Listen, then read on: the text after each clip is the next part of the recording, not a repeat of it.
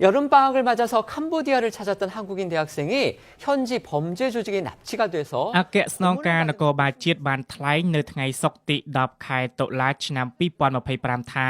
សមាជិកជំនាញកំពុងបន្តស្រាវជ្រាវវែកមុខជនសង្ស័យនិងបកពួកដែលជាប់ពាក់ព័ន្ធនឹងសំណុំរឿងស្លាប់យុវជនកូរ៉េខាងត្បូងម្នាក់នៅលើភ្នំបូកូខេត្តកំពត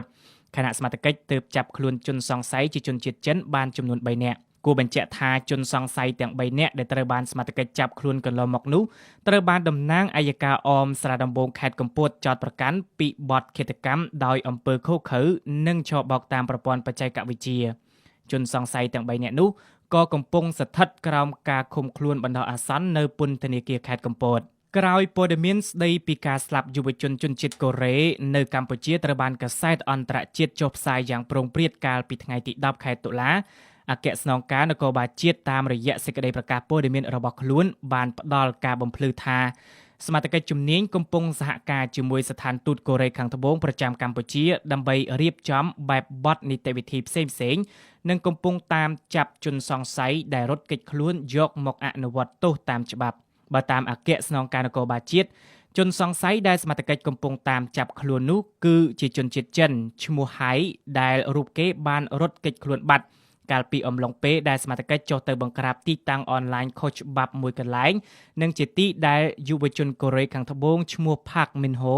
បានទទួលរងការធ្វើទរណកម្មរហូតដល់ស្លាប់ក្នុងប្រតិបត្តិការចុះបង្ក្រាបទីតាំងនោះសមាជិកបានចាប់ខ្លួនជនសង្ស័យម្នាក់ឈ្មោះ Lu Haoxing ដែលជាអ្នកគ្រប់គ្រងអគារអនឡាញរួមនឹងសម្ភារៈមួយចំនួនទៀតក៏ប៉ុន្តែមុននឹងឈានដល់ការចុះបង្ក្រាបទីតាំងខាងលើសមាជិកខេត្តកំពតបានចាប់ខ្លួនជនសង្ស័យ2នាក់ដែលម្នាក់ឈ្មោះ Lee Xiangpeng ជាអ្នកបើករថយន្តដឹកសពនិងម្នាក់ទៀតឈ្មោះ Shu Rancher ជាអ្នករួមដំណើរពួកគេទាំងពីរនាក់នេះត្រូវបានសមាជិកសន្និដ្ឋានថាជាអ្នកដឹកសពយុវជនកូរ៉េចុះពីលើភ្នំបូកូនៅវេលាម៉ោង2រំលងអាធ្រាត្រឈានចូលថ្ងៃទី8ខែសីហាឆ្នាំ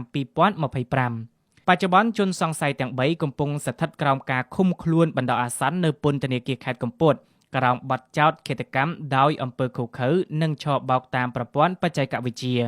នេះបើតាមសេចក្តីប្រកាសព័ត៌មានរបស់អัยការអមស្រាដំបងខេត្តកំពតចុះផ្សាយនៅយប់ថ្ងៃទី10ខែតុលាឆ្នាំ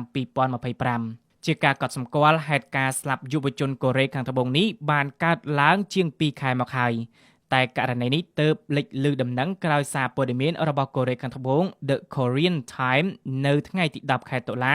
បានរាយការណ៍ថាមាននិស្សិតកូរ៉េខាងត្បូងម្នាក់ភេទប្រុសអាយុ22ឆ្នាំឈ្មោះ Park Min-ho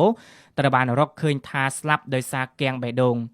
កាសែតនោះបានលើកឡើងថាការស្លាប់យុវជនរូបនោះបណ្ដាលមកពីការធ្វើទរណកម្មអំឡុងពេលធ្វើដំណើរក្នុងវិស្សមកាលរដូវក្តៅនៅក្នុងប្រទេសកម្ពុជាពាក់ព័ន្ធនឹងករណីនេះ